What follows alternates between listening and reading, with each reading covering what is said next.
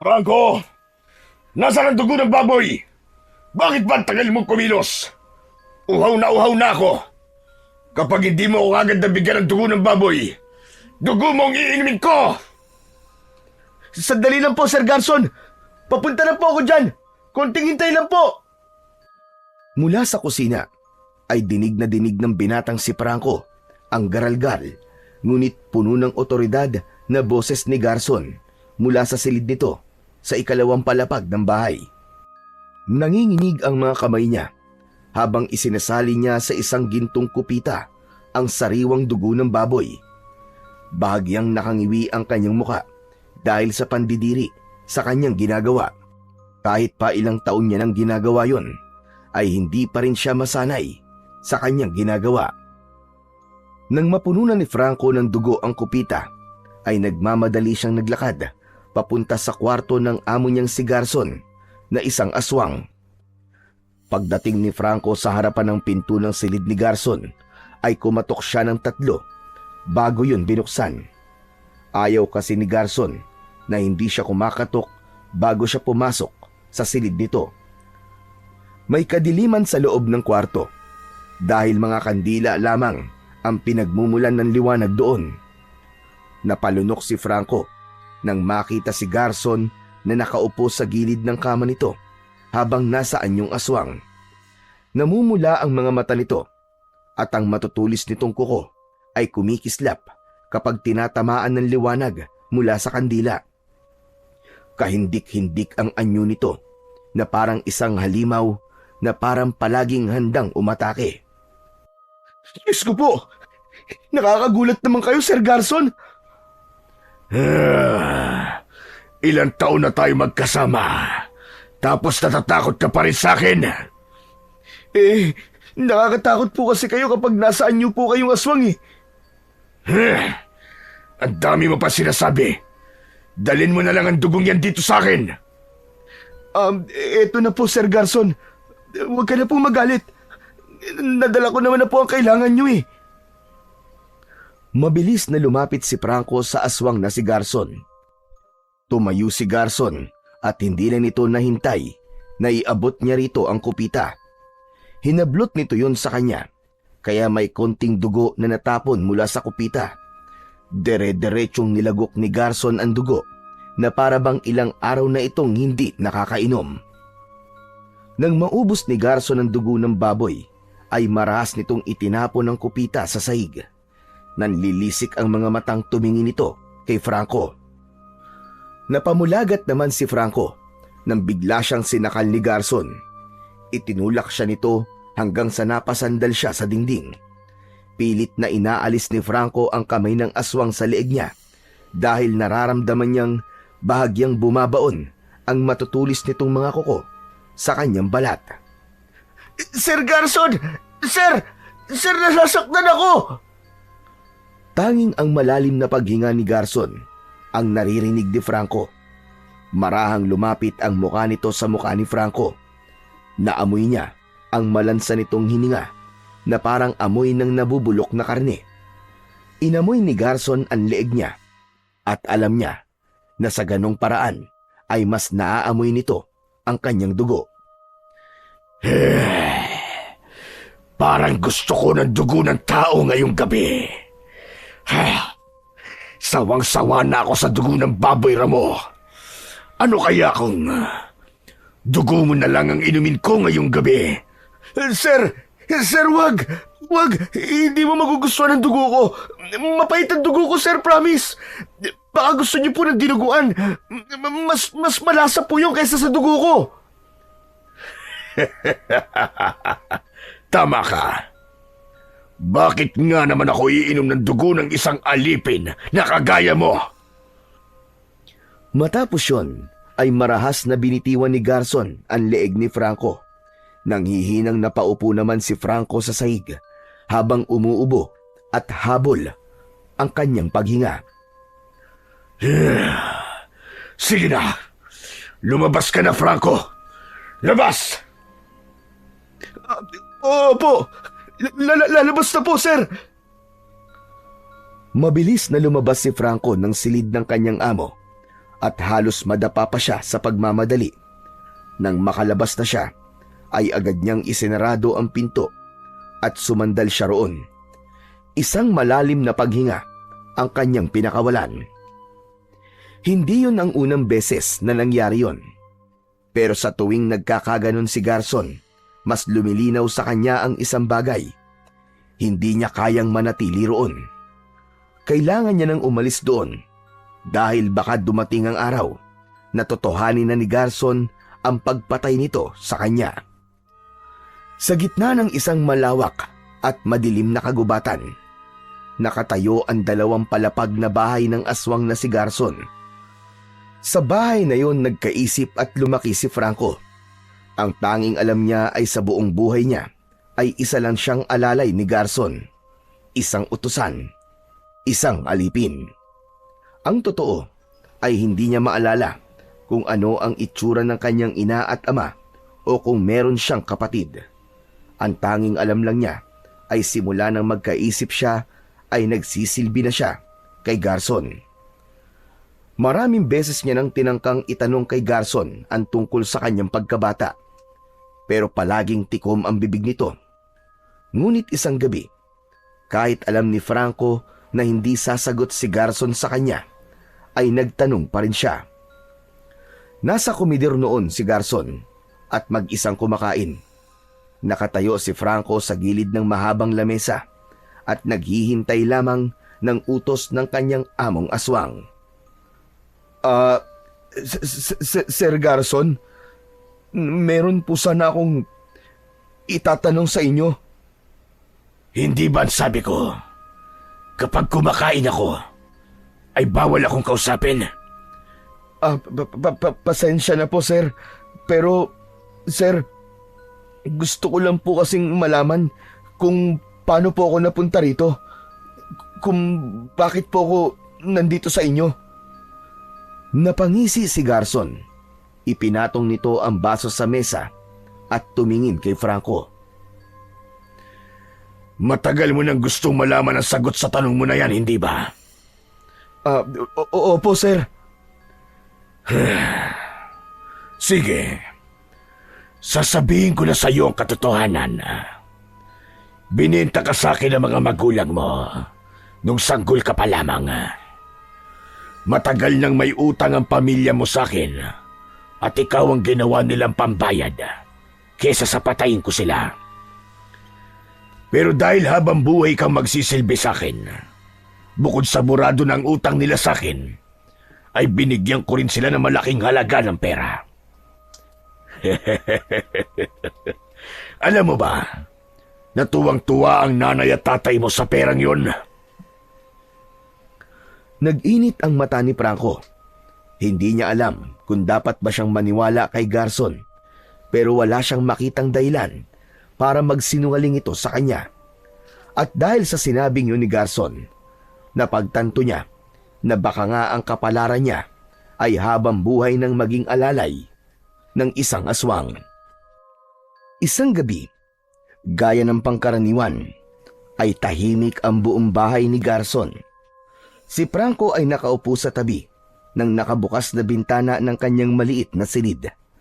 Nakadungaw siya roon habang tinatanaw niya ang malalaking puno na nakapalibot sa bahay ni Garson. Ano kaya ang meron sa labas ng kagubatan na to? Kailanman ay hindi pa nakakalabas ng kagubatan na yun si Franco.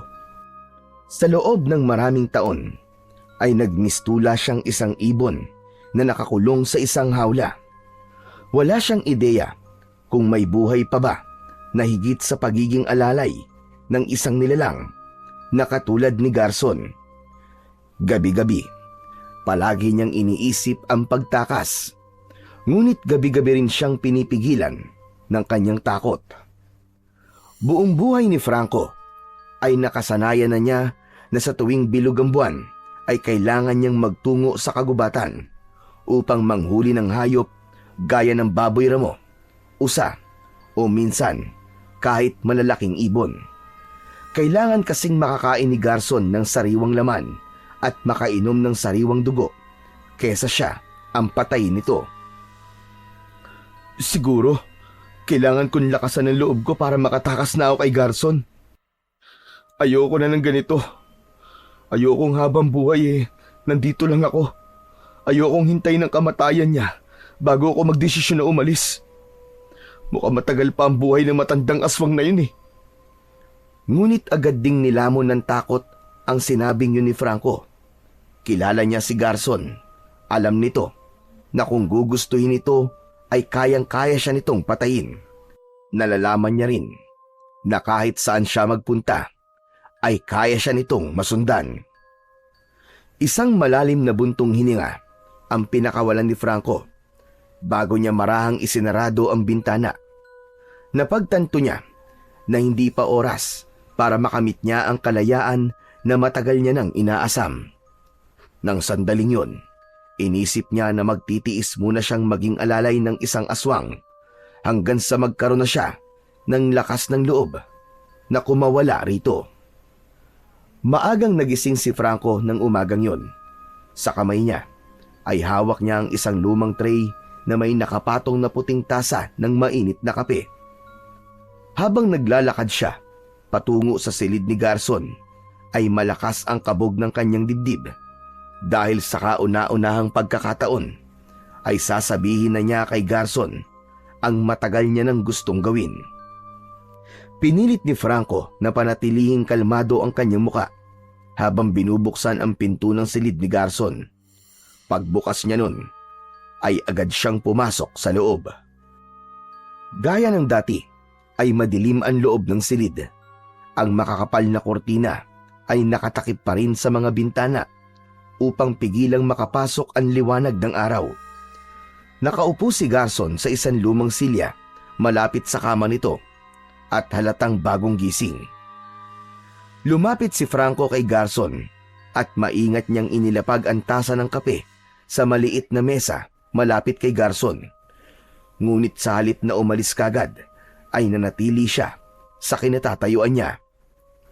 Ano pang ginagawa mo rito? Lumabas ka na, Franco.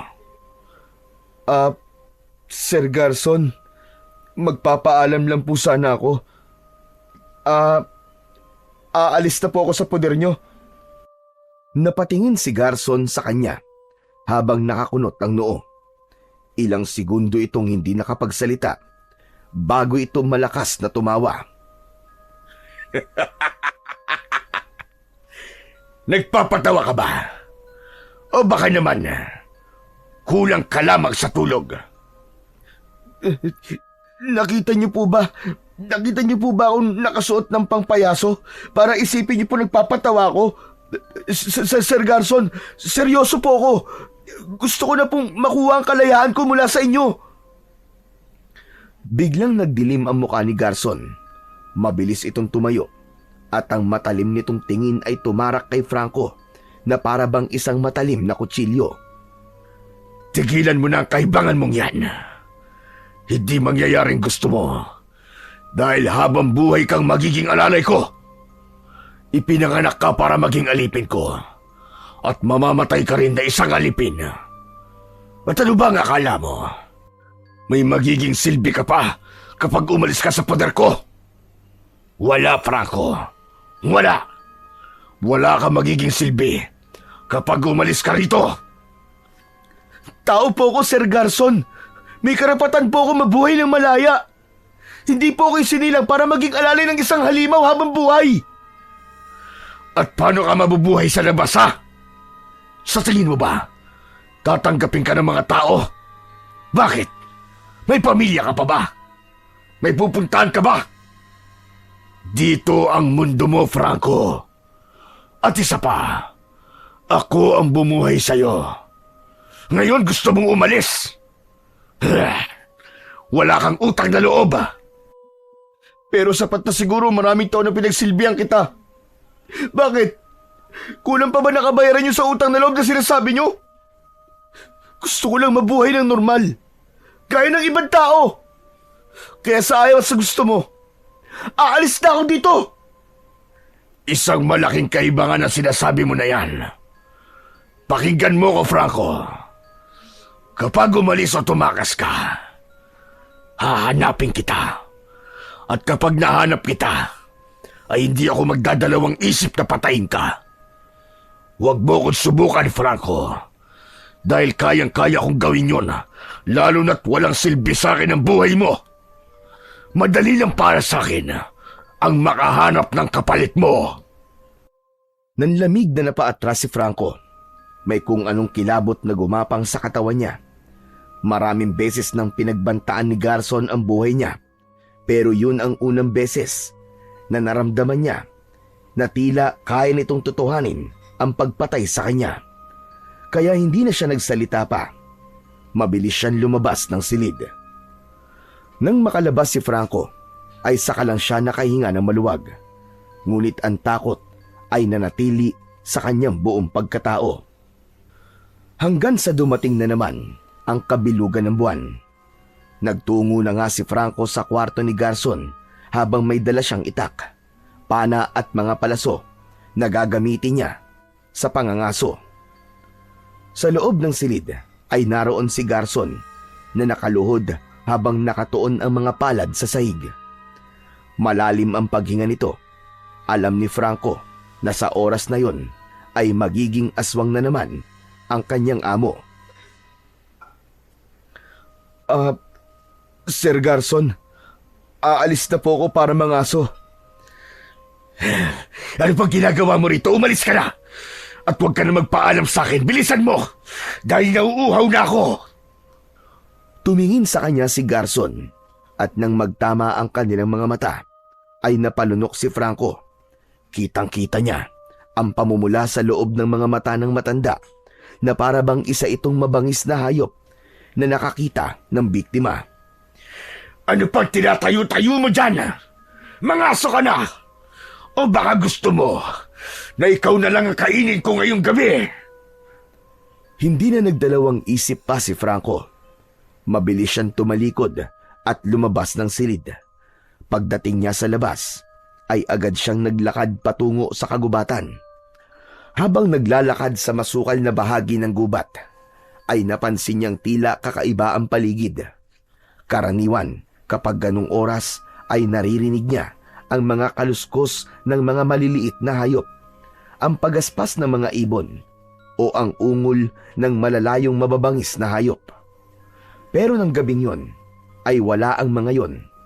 Masyadong tahimik ang kagubatan. Nagpatuloy sa paglalakad si Franco upang maghanap ng hayop na mahuhuli para kay Garson. At sa kanyang paglalakad ay napansin niyang hindi na pamilyar ang dinadaanan niya. Mas makapal ang mga puno doon at tila mas madilim ang bahaging yun ng kagubatan. Hindi niya alam kung naliligaw siya o kung sadyang napadpad lang siya sa isang bahagi ng kagubatan na hindi niya pa nararating. Nagsimula ng bumilis ang tibok ng kanyang puso. Maya-maya pa, may narinig siyang kaluskos sa hindi kalayuan. Napahinto siya at agad na hinawakan ang kanyang pana at dahan-dahang lumapit sa pinagmumula ng tunog. Sa gitna ng isang hawas na bahagi ng kagubatan, ay nakita niya ang isang may kalakihang baboy ramo. Napangiti si Franco. Sa wakas, nakakita rin siya ng hayop na madadala niya para sa amo niyang aswang na si Garson. Mabilis, ngunit maingat niyang inihanda ang kanyang pana. Itinaas niya yon at itinutok ang palaso sa kanyang target. Nang pakawalan niya ang palaso, ay dumiretso yon sa likod ng baboy ramo. Umigik ito at nagtatatakbo ng walang direksyon, pero hindi nagtagal ay bumagsak din ito sa malamig na lupa. Makalipas ang ilang sandali, ay binaybay na ni Franco ang daan pabalik sa bahay ni Garson. Nakasampay sa balikat niya ang may kabigatan na baboy ramo. Ngunit sa kalagitnaan ng kanyang paglalakad, ay isang mahinang ungol ang narinig niya. Sa uri ng ungol na yon, ay para bang may isang tao na nahihirapang huminga. Napahinto si Franco. Pinakinggan niya ng mabuti ang ungol upang malaman niya kung saan yun nanggagaling. Sandali niyang ibinaba ang baboy ramo at luminga siya sa paligid. Kagad siyang nagtungo sa pinagmumulan ng ingay. Hindi nagtagal ay isang matandang babae na nakasandal sa isang malaking puno ang kanyang nakita. Mahaba ang buhok nito na puro puti na at kulubot na ang balat nito. Bakas sa mukha ng matandang babae ang matinding panghihina. Nanlaki ang mga mata ni Franco. Buong buhay niya ay hindi pa siya nakakakita ng ibang tao. Kaya para sa kanya ay pambihira ang tagpong yun. Mabilis niyang nilapitan ang matandang babae upang alamin ang nangyayari rito. Ayos lang po ba kayo? Sa tingin mo ba, ay mukhang ayos lang ako. Halos isang araw na ako naglalakad sa gubat na ito. Gutom na ako iyo. At uhaw na ako. Saglit na natahimik si Franco. Nais niya sana itong dalhin sa bahay ni Garson upang pakainin, pero naisip niya na baka ito pa ang maging pagkain ng amo niyang aswang. Pero bakit po kayo naglalakad mag-isa sa gubat? Nangyaring papunta kasi ako sa baryo sa labas ng kagubatang ito. Kailangan kong puntahan doon ang aking apo na makakanak na. Ano? Baryo? May baryo po sa labas ng gubat? Abay, siyempre naman. Hindi mo ba alam yun? Hindi nakasagot si Franco. Nakatira siya sa mansyon ni Garson sa loob ng gubat sa buong buhay niya. Ni minsan ay hindi siya umalis doon dahil ang gubat na ang kanyang mundo. Agad na kinuha ni Franco ang bote ng tubig na nakasabit sa kanyang bewang.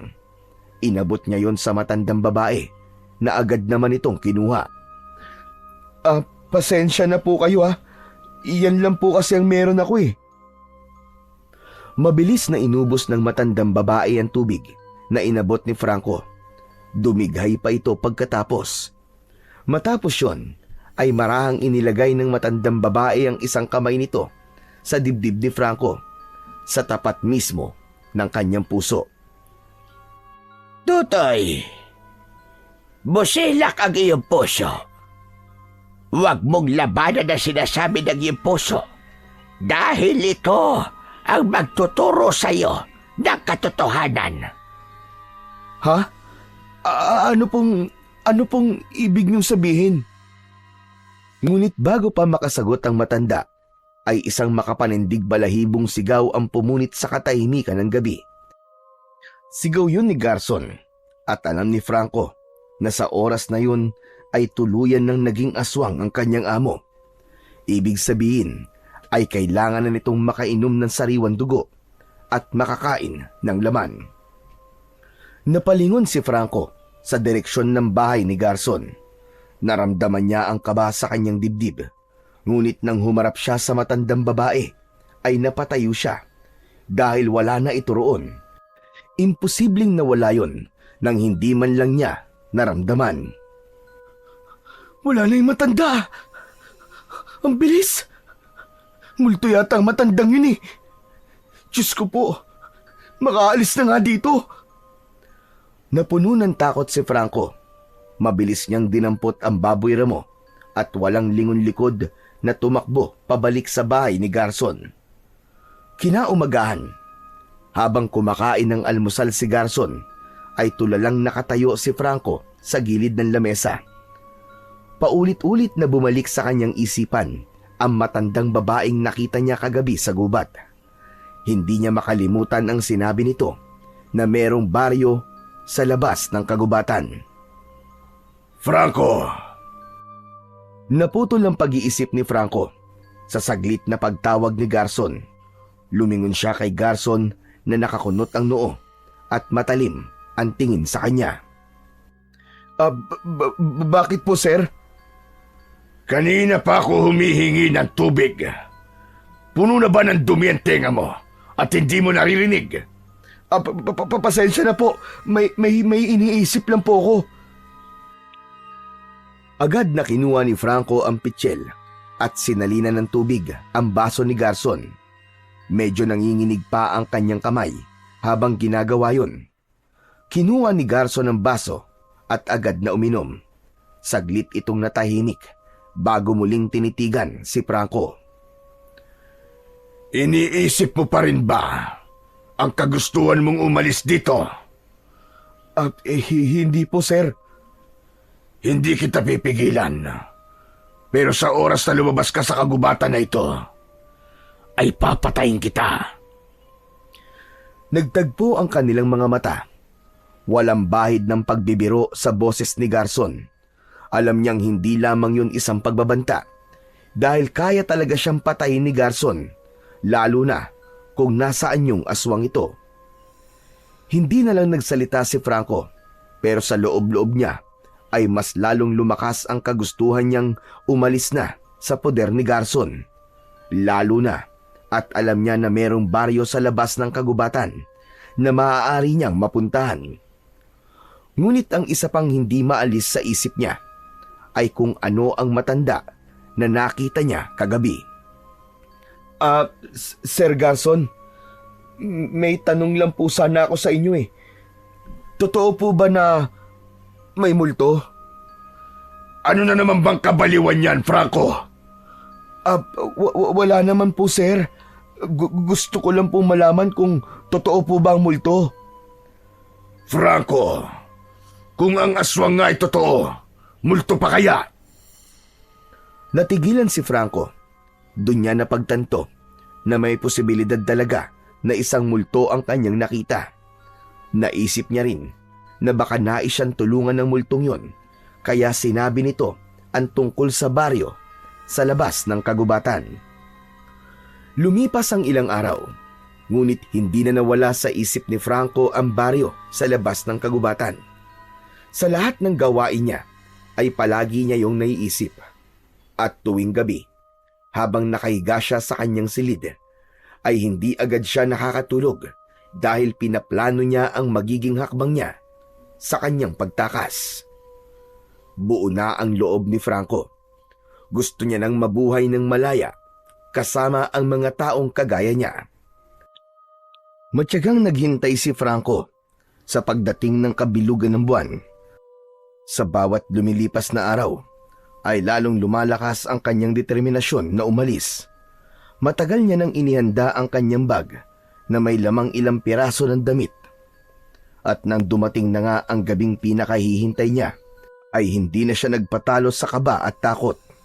Inisip niya na yun na ang tamang pagkakataon para makuha ang kalayaan na alam niyang nararapat para sa kanya. Matapos niyang magpaalam kay Garson para mangaso, ay kinuha niya ang kanyang bag. Dinala rin niya ang kanyang pana, mga palaso at itak. Saka siya nagtungo sa kagubatan. Pero imbis na mangaso, ay mabilis na tumakbo si Franco upang hanapin ang daan palabas ng kagubatang yon. Habang humahampas ang malamig na hangin sa mukha ni Franco, ay unti-unti siyang napangiti habang lumuluha. Hindi siya makapaniwala na darating ang sandaling yon na nagkaroon na siya ng lakas ng loob na tumakas sa mundong kanyang kinamulatan. Ilang oras ang lumipas at nakaramdam na ng pagod si Franco, kaya huminto na siya sa pagtakbo at naglakad na lamang siya. Nang sandaling yon ay unti-unti nang sumisikat ang araw. Alam niya na sa sandaling yon ay galit na si Garson sa kanya dahil alam na nitong tumakas siya. Sa bawat takbang ni Franco, pakiramdam niya ay mas lalo siyang naliligaw. Wala siyang ideya kung saan siya patungo at kung saan ba talaga ang daan palabas ng kagubatan. Makalipas ang ilang minuto, ay naramdaman na ni Franco ang labis na panghihina. Bukod doon, ay nakaramdam na rin siya ng gutom at uhaw, kaya medyo nanginginig na ang kanyang katawan. Dapat pala, nagbaon ako ng kahit konting pagkain at tubig. Ganun pa man, nagpatuloy pa rin siya sa paglalakad kahit mabigat na ang kanyang mga paa. Hanggang sa hindi inaasahang nakita niya ang matandang babae na nakita niya noon sa gubat. Nakatayo yun sa unahan niya na para bang hinihintay siya. Kinusot-kusot ni Franco ang kanyang mga mata dahil baka namamalikmata lamang siya, pero nanatili roon ang matandang babae. Nagmamadaling nilapitan ni Franco ang matandang babae. Pinakatitigan niya ito upang masiguro na hindi yon isang multo. Naku, salamat at nakita ko kayo rito. Akala ko multo kayo eh. Ngumiti lang ang matanda at tinitigan siya ng makahulugan. Pwede niyo ba akong tulungan? Saan ba ang daan palabas ng gubat na to? Gusto ko makarating sa baryo na sinabi niyo sa akin noon eh. Tulungan niyo naman ako. Hindi ba tinulungan niyo ako noon? Umadhin. Pero hindi ko rin alam ang daan papunta sa baryong sinabi ko sa'yo. Ha?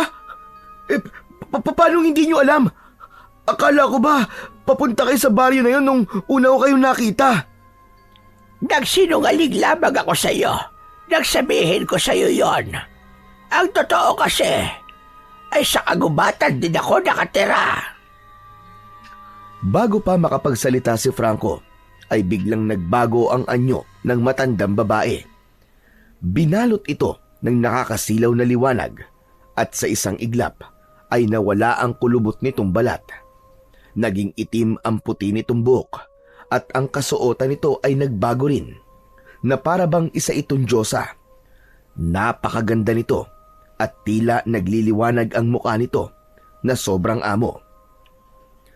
Labis naman na nagimbal at natakot si Franco sa kanyang nakita. Isang malakas na sigaw ang kumawala sa kanyang lalamunan. Agad siyang tumalikod para tumakbo palayo sa babae. Ngunit hindi pa siya nakakalayo nang biglang lumitaw ang babae sa kanyang harapan. Napaatras siya sa labis na gulat. Nawalan siya ng balanse at bumagsak siya sa lupa. Wag! Wag ka lalapit! Maligno ka! Maligno? Sa itsura kong ito, ay iniisip mo na isa akong maligno? Franco, wala kang dapat ikatakot sa akin. Wala akong balak na saktan ka o gawan ka ng masama. Teka. Paano mo nalaman ang pangalan ko? Sino ka ba talaga? Lumapit ng bahagya ang babae at ngumiti. Ako si Dalisay at isa akong diwata na naninirahan sa kagubatan ito. Narito ako upang magbigay ng tulong sa iyo, Franco. Ano ka mo? Tulong? Anong klaseng tulong? Inilahad ni Dalisay ang kamay nito at mula sa palad nito ay lumitaw ang isang kwintas na may palawit na maliit na pahabang bato. Kulay berde yun at kumikislap yun dahil sa tama ng sinag ng araw. Teka, ano yan? Paano naman ako matutulungan ng isang kwintas? Hindi ito isang simpleng kwintas lamang, Franco. Ito ay isang makapangyarihang mutya na nagmula pa sa kagubatang ito. Nais ko itong ipagkaloob sa iyo bilang gantimpala sa kabutihan na ginawa mo sa akin noon. At ano naman gagawin ko dyan? Kung nais mong makalabas dito sa kagubatan, ay maaari mo itong maging gabay. Basta't suot mo ito, mararamdaman mo ang pagpapala ng mutya.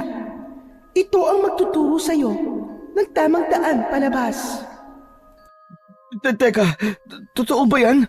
Baka naman nililinlang mo lang ako, ha? Bakit hindi mo nilang subukan, Franco? Kunin mo ito at iyong isuot. Marahang tumayo si Franco at nag-aalangan man ay kinuha pa rin niya ang kwintas mula sa diwata. Malamig ang mutya, ngunit agad niyang naramdaman ang kakaibang enerhiyang dumaloy sa kanyang katawan nang hawakan niya ito. May ibang kapangyarihan pa ba ang mutyang ito?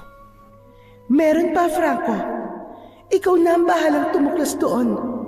Naniniwala ako sa kakayahan mo at alam ko na hindi ako nagkamali na ipinagkaloob ko yan sa'yo.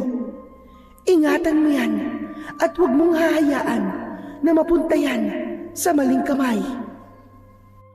Matapos yun, ay biglang humangin ng malakas. Tila naging alikabok si Dalisay at tinangay ito ng hangin hanggang sa tuluyan itong nawala sa paningin ni Franco. Labis na nagulat si Franco sa bilis ng kakayahan ni Dalisay na maglaho. Ngunit dahil doon ay nasagot na rin ang kanyang tanong kung bakit bigla itong nawala nung unang beses silang nagkita. Napabuntong hininga si Franco at tinignan ang kwintas sa kanyang palad. Isinuot niya yon sa kanyang leeg. Umasa siya na sa pamamagitan nun ay makakalabas na siya ng tuluyan sa kagubatang yon.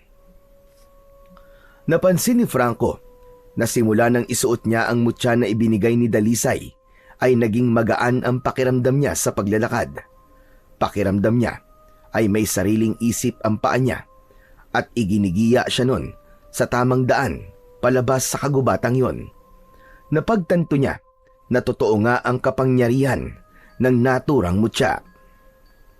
Alam ni Franco na sa sandaling yon ay malayo na siya kay Garson. Sa unang pagkakataon sa buong buhay niya ay nadama niya ang tunay na kalayaan. Ngunit sa gitna ng kanyang paglalakad ay natapakan niya ang isang parte ng lupa na natatakpan ng makapal na mga tuyong dahon. Isang hukay pala ang naroon at wala na siyang nagawa kundi ang mapasigaw nang mahulog siya roon. Bumulusok siya pa ibaba at nang bumagsak siya sa hukay na halos kasintaas ng isang tao, ay malakas na humampas ang likod ng ulo niya sa isang bato. Tatayo sana si Franco, ngunit nanlabo ang paningin niya. Hindi na niya nagawang makatayo ng tuluyan nang nilamon ng kadiliman ang paligid niya. Nang bumalik ang malay ni Franco, ay agad niyang naramdaman ang init ng araw sa kanyang balat. Tila lumulutang ang kanyang diwa sa pagitan ng panaginip at realidad. Nang imulat ni Franco ang kanyang mga mata, ay hindi muna siya gumalaw at pinakiramdaman niya ang kanyang sarili. Maya-maya pa ay inangat niya ang kanyang kamay at hinaplos ang likod ng kanyang ulo. Napangiwi siya nang may naramdaman siyang sakit doon. Huminga siya ng malalim at sinubukang bumangon. Ngunit nang subukan niyang igalaw ang kanyang katawan, ay napagtanto niyang wala siyang sapat na lakas para umalis sa hukay. Luminga siya sa paligid ng hukay upang maghanap ng kahit na anong maaaring makatulong sa kanya. Nanlumo siya nang mapagtanto na makakaalis lamang siya ron kung pipilitin niyang umakyat ng mag-isa o kung merong ibang tutulong sa kanya. Tulong! Tulungan niyo ako! Paulit-ulit na sumigaw si Franco kahit wala pang kasiguraduhan na may makakarinig sa kanya.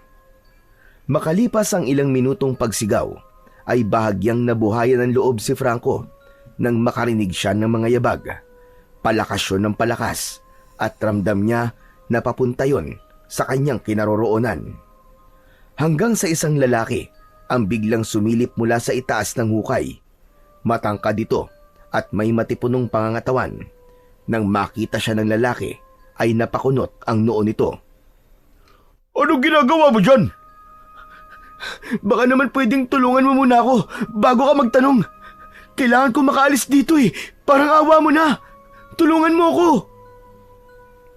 Hindi na nag-atubili pa ang lalaki. Inabot nito ang kamay ni Franco. Kahit mahina pa ang kanyang katawan, ay pilit na tumayo si Franco para abutin ang kamay ng lalaki. Nang mahawakan nito ang kamay niya, ay saka siya nito hinila palabas ng hukay. Matapos makaalis sa hukay, ay napaupo si Franco sa lupa habang habol ang kanyang paghinga. Salamat.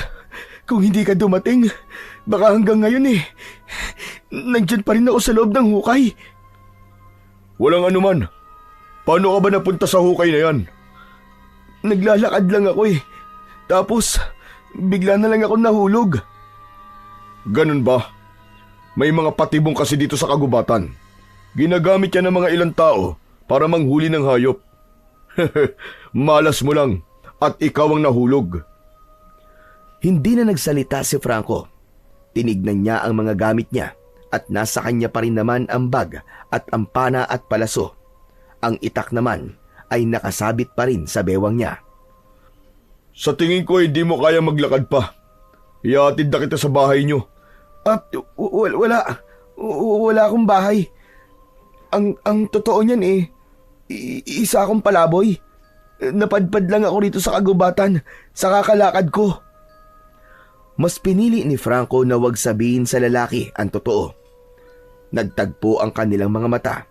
Napansin ni Franco ang awa sa mukha ng lalaki habang umiiling. Ganun ba? Kung gusto mo, doon ka na muna sa bahay ko. Ako lang at ang asawa ko nakatira doon. Saglit na nagduda si Franco, ngunit wala siyang ibang mapupuntahan. Isa pa, mas magiging madali para sa kanya ang makalabas sa gubat kung sasama siya sa lalaki. Talaga ba? Ayos lang na isama mo ako sa bahay mo? Oo naman. Sabi mo kasi wala ka matutuluyan, di ba? Saka mukha ka namang mabait eh. Alam mo, hindi mo gugustuhin na nandito ka sa labas, lalo na kapag dumidilim na. Bakit naman? Basta, saka ko nasasabihin sa'yo, ang isipin muna natin ngayon ay ang magamot niyang sugat sa ulo mo. Sige, maraming salamat. Ako nga pala si Lorenzo. Ikaw, anong pangalan mo? Franco. Matapos yun, ay tinulungan na ni Lorenzo si Franco sa pagtayo. Kinuha nito ang bag niya at maging sa paglalakad ay nakaalalay ito sa kanya. Nang makalabas na sina Franco sa kagubatan, ay labis na namangha si Franco nang sa unang pagkakataon ay nakakita siya ng kabahayan at maraming tao. Buong buhay niya ay si Garson lamang ang nakasama niya. Kaya naman, ang ganong tanawin ay kamangha-mangha para sa kanya. Makalipas ang ilang minutong paglalakad, ay pumasok sina Franco at Lorenzo sa isang bahay na gawa sa kahoy at yero. Katamtaman lamang ang laki nun at meron yung 2 palapag. Sa pagpasok nila sa bahay, ay isang babaeng nakasuot ng duster ang lumabas mula sa kusina at nagulat ito nang makita si Franco. Pinaupo si Franco ni Lorenzo sa isang mahabang upuan na gawa sa kawayan. Mahal? Sino yung kasama mo? Mahal, si Franco. Nakita ko siya nahulog sa isang patibong sa gubat. Tinulungan ko siya makalabas. Wala raw siya matutuluyan kaya naisip kong dito na muna siya sa bahay natin. Franco, siya nga pala ang asawa ko, si Juliet. Napatingin si Juliet kay Franco. Ang mga mata nito ay waring tumatagos sa kanyang pagkatao. Hindi siya sigurado kung ano ang iniisip nito, kaya bahagya siyang kinabahan. Wala namang problema kung dito ka muna tumira, Franco. Pero gusto kong maging prangka sa'yo. Mabuti ka bang tao? Hindi ko po alam kung paano ko po patutunayan na mabuti po akong tao eh. Pero nangangako po ako na hindi po kayo magsisisi kung patutuloyin niyo ako rito sa bahay niyo kahit ilang araw man lang. Pwede niyo po akong utusan ng kahit na ano. Panandali ang katahimikan ang bumalot sa kanila bago tumango si Juliet. O sige, dito ka muna. Aba, mukhang may sugat ka pala. Meron nga, mahal, sa likod ng ulo niya. Lumapit si Juliet kay Franco at tinignan ang ulo nito. May sugat ka nga sa ulo. Kailangan malinisan at malagyan niya ng gamot at baka maimpeksyon. Maraming salamat po. Agad kumuha ng panlinis ng sugat at gamot si Juliet. Nilinis muna nito ang sugat niya at habang ginagawa yun ni Franco ay hindi niya maiwasang mapangiwi dahil sa sakit. Hanggang sa sandaling yon ay hindi pa rin siya makapaniwala sa dami ng nangyayari sa buhay niya simula kagabi. Sa mga lumipas na araw ay halos hindi umiimik si Franco. Kahit malayo na siya kay Garson, pakiramdam niya ay nakakulong pa rin siya dahil sa mga alaala ng kanyang nakaraan. Pinoproseso pa rin niya ang lahat ng nangyari. Ang pagtakas niya kay Garson, ang pagkaligaw niya sa kagubatan, ang pagkikita nila ng diwatang si Dalisay at ang pagkakaroon niya ng pagkakataong makalabas sa mundo kung saan siya nabuhay bilang isang alipin. May sarili siyang silid sa bahay ni na Lorenzo, pero kahit may maayos siyang higaan ay hindi pa rin siya nakakatulog ng maayos tuwing gabi. May takot siyang baka gawin ni Garson ang banta nito na hahanapin siya at papatayin sa oras na umalis siya sa poder nito. Bawat kaluskos ay nagbibigay sa kanya ng takot at pangamba.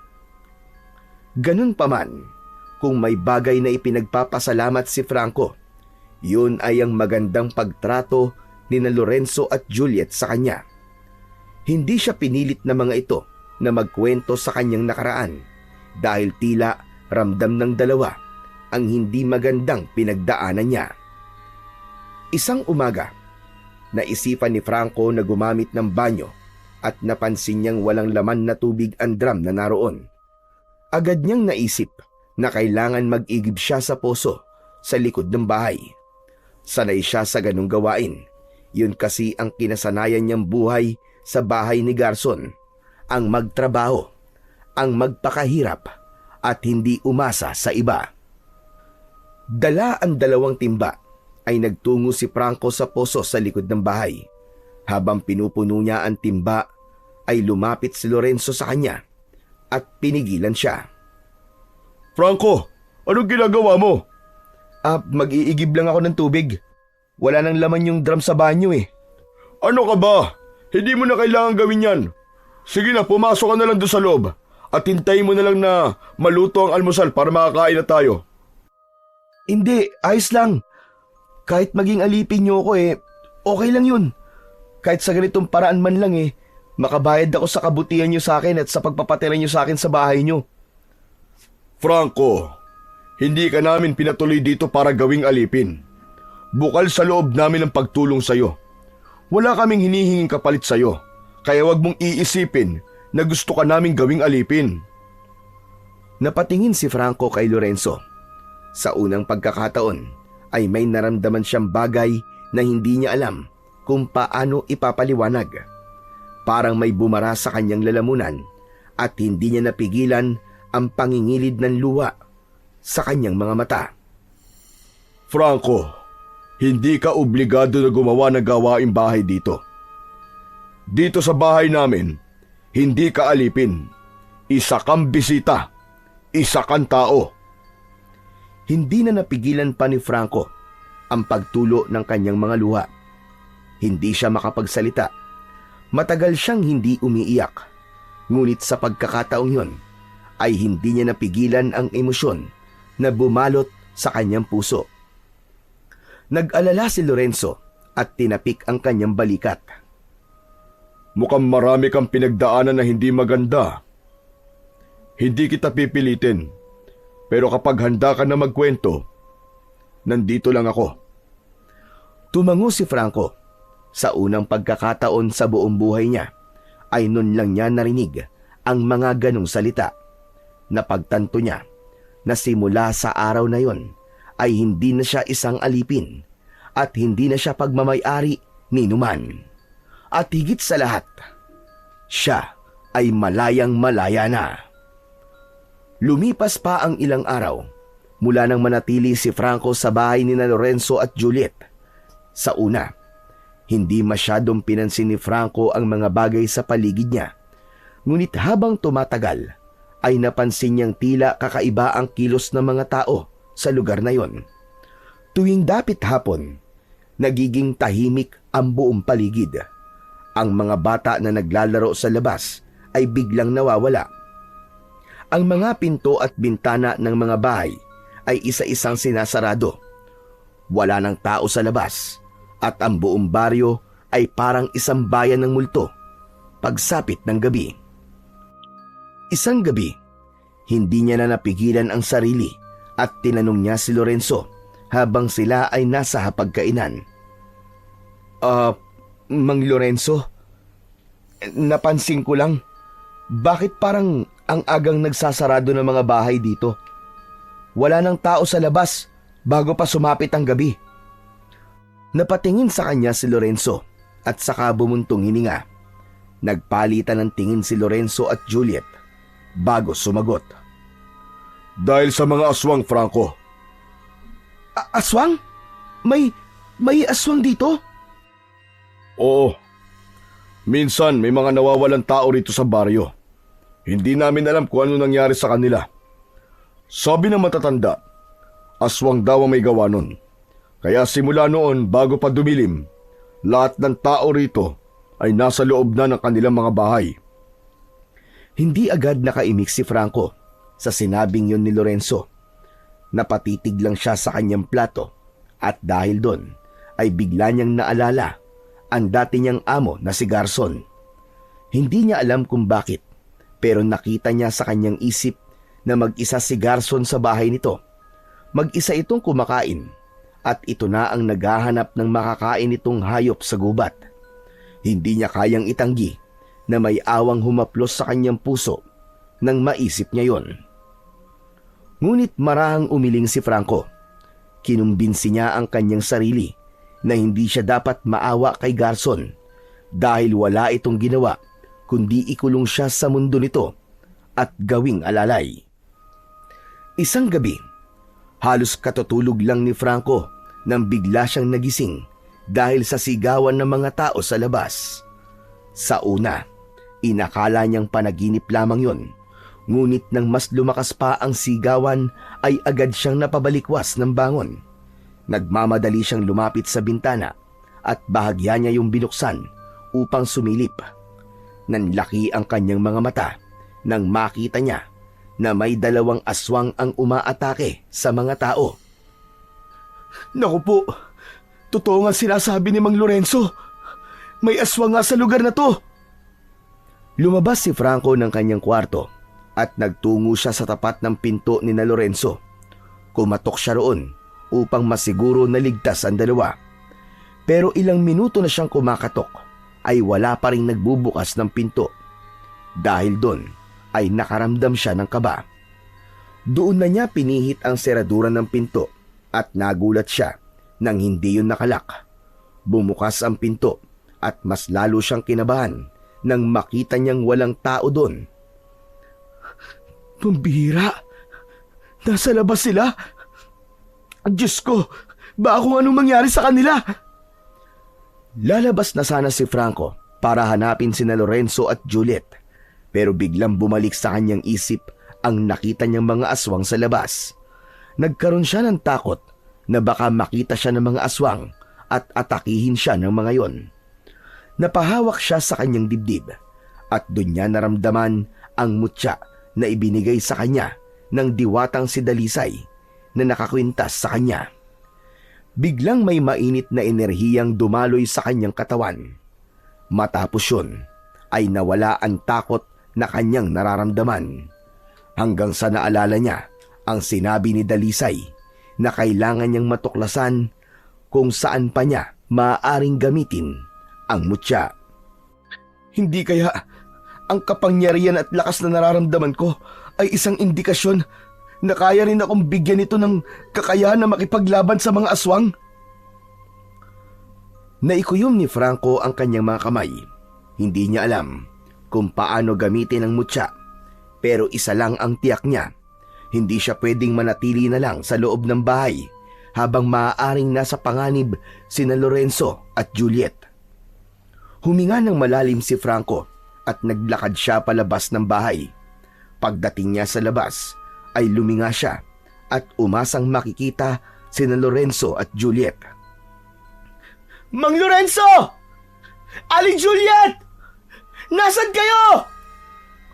Walang sumagot kay Franco. Inikot niya ang paligid ng bahay pero hindi pa rin niya nakita ang mag-asawa. Hanggang sa natigilan si Franco nang makarinig siya ng sigaw ng isang batang babae. Umiiyak yon at humihingi ng tulong.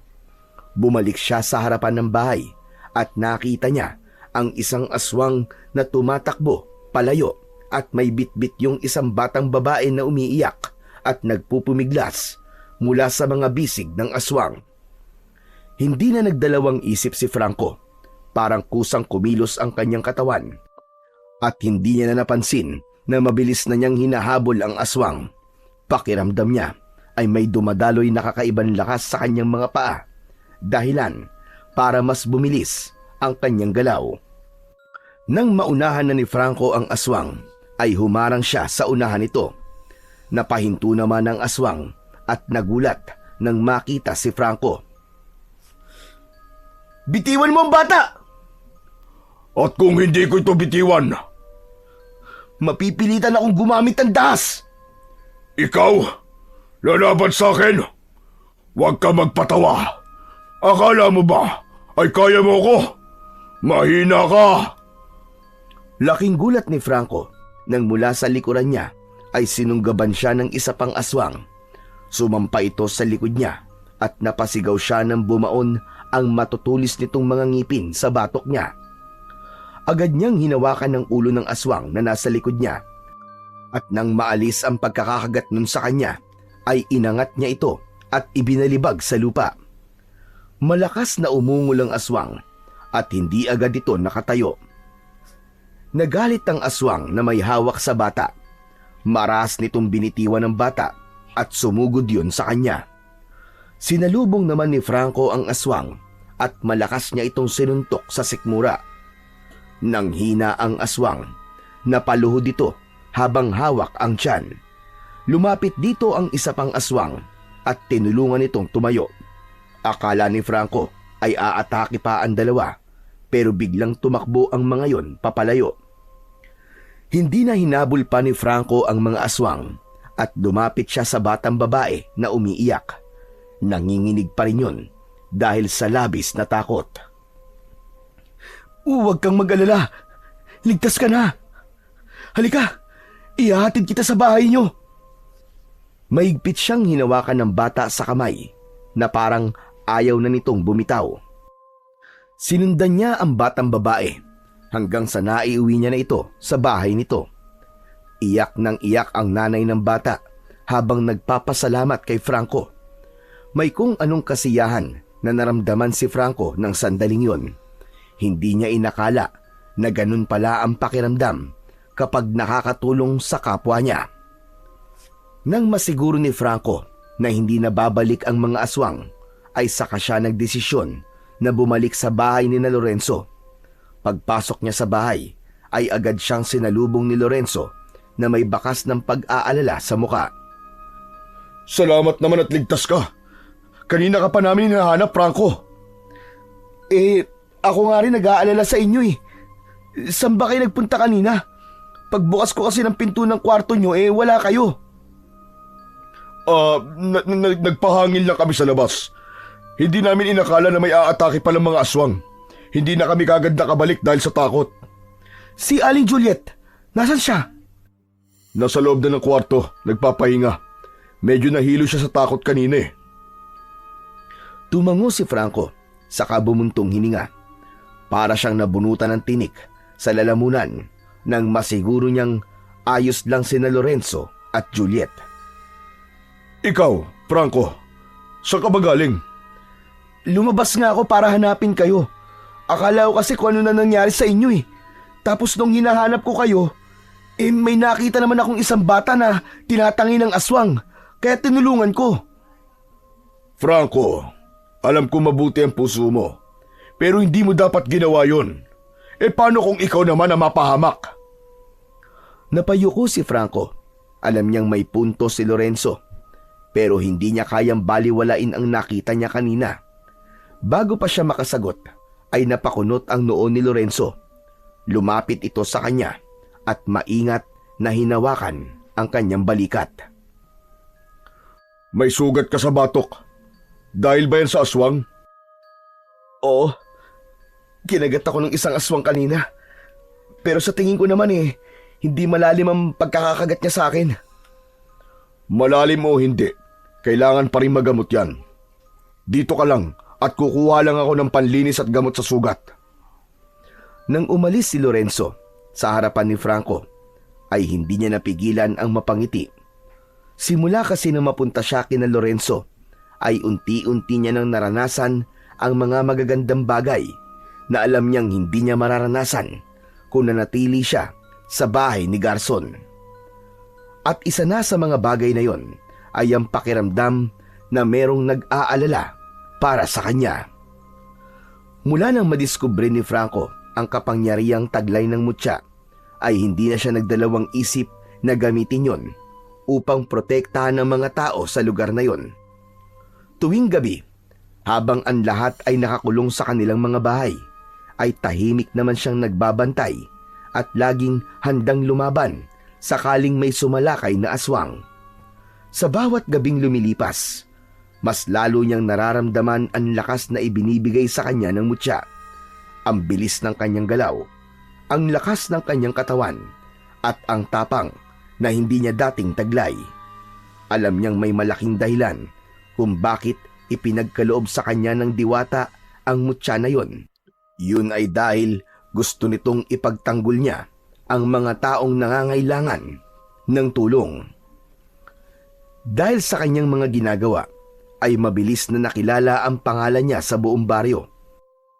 Marami ang humanga sa kanyang tapang, at kahit hindi pa niya lubusang ikinikwento kung paano siya napadpad sa lugar na yon, ay sapat na para sa mga tao ang kaalamang isa siyang tagapagtanggol laban sa mga halimaw na matagal nang nagpapahirap sa lugar na yon. Sa unang pagkakataon sa kanyang buhay, nakaramdam si Franco na pinapahalagahan siya hindi bilang isang alipin, kundi bilang isang mandirigma na handang ipaglaban ang mga taong walang kalaban-laban. Isang madaling araw, katatapos lang ni Franco na magronda, pero bigo siyang makaharap muli ang mga aswang. Sa pagpasok niya sa bahay ni na Lorenzo ay nadatnan niyang gising pa ang mag-asawa sa sala. Magkatabing nakaupo ang dalawa sa mahabang upuan na naroon. Napakunot ang noon ni Franco. "Bakit gising pa kayo? Anong oras na?" Hindi kami makatulog habang nasa labas ka, Franco. Ang hirap makatulog na alam naming inilalagay mo ang sarili mo sa kapahamakan. Huwag kayong mag-alala. Kaya ko naman ang sarili ko eh. Walang laban sa akin ng mga aswang na yon. Kumusta naman ang pagroronda mo? Hindi ko pa rin nakikita ulit ang mga aswang eh. Ilang gabi na ngang hindi sila nagpapakita. Pero hindi ako pwedeng maging kampante. Alam kong babalik sila ng mga oras. Franco, ang totoo ay may isang tanong na matagal na namin gustong magkaroon ng kasagutan. Paano ka natutong lumaban sa mga aswang? Biglang natigilan si Franco. Alam niyang darating ang oras na itatanong yun sa kanya ng mag-asawa. Pero hindi niya alam kung dapat na ba niyang sabihin sa mga ito ang tungkol sa kanyang mutya. Hanggang sa naisip niya na sa lahat ng kabutihan at pagtulong na ibinigay ni na Lorenzo at Juliet sa kanya, ay may karapatan ang mga ito na malaman ang katotohanan. Isang malalim na paghinga ang pinakawalan ni Franco, at sa kanya marahang hinubad ang kwintas na suot niya. Inilagay niya yon sa kanyang palad at ipinakita niya sa mag-asawa. "Siguro, panahon na para malaman yung totoo. Dito nang gagaling ang lakas at tapang ko. Isa tong mutya na ipinagkaloob sa akin ng isang diwata sa kagubatan. Ang sabi niya sa akin ay kailangan ko matuklasan kung saan ko ito pwedeng gamitin, at hindi ko akalain na sa pakikipaglaban pala sa mga aswang ko magagamit to." Isang mahabang katahimikan ang namagitan sa kanilang tatlo. Nagkatinginan ang mag-asawa na tila nag-usap sa mga mata nito. Makalipas ang ilang sandali, ay muling tumingin sina Lorenzo at Juliet kay Franco. "Kung ganun, dapat mong pangalagaan ang mutya na yan, Franco." "Yan nga ang ginagawa ko eh. Dahil kapag nawala to sa akin, ay baka hindi ko na magagawang labanan ng mga aswang." "Dapat lang, Franco. Sa tingin ko may nakita sa iyo ang diwata na kung ano, kaya ipinagkaloob niya sa iyo yan." Tumango si Franco at mahigpit na hinawakan ng mutya sa kanyang kamay. Matapos mag-almusal ng umagang yon, ay naisipan ni Franco na maligo. Dala ang malinis na tuwalya, ay pumasok siya sa banyo. Bago siya maligo, ay hinubad niya ang mutya sa kanyang leeg at maingat na isinabit yon sa isang pako sa dingding. Hinubad na niya ang lahat ng kanyang damit at inumpisahan niya na ang pagligo. Napapikit si Franco nang yakapin siya ng malamig na tubig. Matapos ang ilang minuto, ay lumabas siya ng banyo at dumiretso na sa kanyang silid. Kinuha niya ang isang malinis na kamiseta at isinuot yun hanggang sa bigla siyang natigilan nang may naalala siya. Hala! Ang mutya! Naiwan ko sa banyo! Ay naku! Nagiging makakalimutin na ako ah! Mabilis na lumabas ng silid si Franco at bumalik sa banyo. Ngunit natigilan siya nang akmang kukunin niya na ang mutya sa pakong pinagsabitan niya ay wala na ron ang mutya. Napalunok si Franco. Lumingalinga siya sa paligid. Tinignan niya na baka nahulog lang ang mutya pero hindi niya na yon nakita. Muli niyang tinignan ng pako. Nagbabaka sakali siya na baka namamalikmata lang siya pero wala talaga roon ang mutya. Dito ko lang sinabit yun eh. Bakit nawala? Kinabahan na si Franco. Mabilis siyang bumalik sa kanyang silid at inisip niya na baka nadala niya ang mutya roon nang hindi niya namamalayan. Sinuri niya ang bawat sulok ng kanyang kwarto, ngunit kahit na anong paghahalughog ang gawin niya, ay hindi pa rin niya nakita ang mutya. Naramdaman ni Franco ang panlalamig ng kanyang katawan. Napahawak siya sa kanyang dibdib habang pilit na pinapakalma ang sarili. Nasaan ang mutya? Nasaan ang mutya, Franco? Saan ay napunta? Bumilis ang tibok ng kanyang puso. Para siyang nauubusan ng hangin. Hindi maaaring mawala ang mutya sa kanya dahil kapag wala yon, ay hindi niya makakayang lumaban sa mga aswang. Lumabas si Franco ng kwarto. Sakto naman bumukas ang pinto at pumasok sina Lorenzo at Juliet. May pagtatakang tumingin ang dalawa sa kanya. Oh, Franco! Parang hindi maipinta ang mukha mo ah. May nangyari ba? Nawawala ang mutya ko eh. Kanina ko pa hinahanap pero hindi ko makita-kita. Pumasok ka ba sa banyo kanina? Nagkatinginan ang mag-asawa bago umiling si Juliet. Galing kami sa may kakahuyan. Naglakad-lakad lang sandali. Hindi pa kami pumapasok sa banyo. Doon ko lang kasi naiwan yun eh. Sa pagkakaalala ko, isinabit ko yun doon sa may pako bago ako naligo. Sigurado ka ba doon mo talaga naiwan? Baka akala mo lang yun, pero sa ibang lugar mo pala nilagay. Napaisip si Franco. Sinubukan niyang balikan ang mga nangyari kanina. Ang pagpasok sa banyo, ang paghuhubad ng mutya, at ang pagsabit niya nun sa dingding. Pero bigla siyang nagduda sa sarili. Baka nga mali ang naaalala niya. Napansin ni Juliet ang pag-aalalang bumabalot kay Franco. Huwag kang mag-alala, Franco. Tutulungan ka naming hanapin ang mutya. Alam namin kung gaano kahalaga yun sa'yo. Hindi yun pwedeng mawala, Aling Juliet. Hindi ako makakalaban sa mga aswang kung wala ang mutya. Paano kayo pagtatanggol ang mga tao? Natahimik sina Lorenzo at Juliet. Alam ni Franco na naiintindihan ng dalawa kung bakit ganun ang reaksyon niya ng sandaling yon. Panay ang dasal niya na sana ay mahanap niya kagad ang mutya bago pa dumilim. Halos buong maghapon na naghalughog si Franco sa buong bahay kasama sina Lorenzo at Juliet. Sinuyod nila ang bawat sulok mula sa banyo, sa ilalim ng kama, sa mga aparador at maging sa kusina. Pero kahit na anong gawin nila, ay hindi nila makita ang mutya. Habang lumilipas ang oras, ay mas bumibigat ang pakiramdam ni Franco. Para bang unti-unting bumabagsak ang isang malaking pader sa dibdib niya. Hindi niya maalis-alis ang kaba, ang takot at ang pakiramdam na parang nawalan siya ng isang bahagi ng kanyang sarili. Napaupo siya sa gilid ng kanyang higaan habang nakayuko at nakasapo sa noo. Ramdam niya ang pagod, hindi lang sa katawan, kundi lalong-lalo na sa kanyang isipan. Naikuyom ni Franco ng mariin ang kanyang mga kamay. Ilang linggo pa lang ang nakakaraan nang matutunan niyang gamitin ang mutya para protektahan ng mga tao sa lugar na yon. Tapos sa isang iglap ay bigla na lang itong mawawala. Napaangat ng mukha si Franco nang marinig niya ang boses ni Lorenzo. Nakita niya na nasa bungad ito ng pinto ng kanyang kwarto habang nasa tabi nito si Juliet. Franco, baka bukas, mas maliwanag na ang isip mo. Baka maalala mo kung saan mo talaga naiwan ang mutya. Huwag mo masyadong dibdibin ang nangyari, Franco. Tutulungan ka pa rin namin na hanapin yon. Hindi nakasagot si Franco. Hindi niya kayang sabihin sa dalawa ang bigat ng kanyang iniisip ng sandaling yon.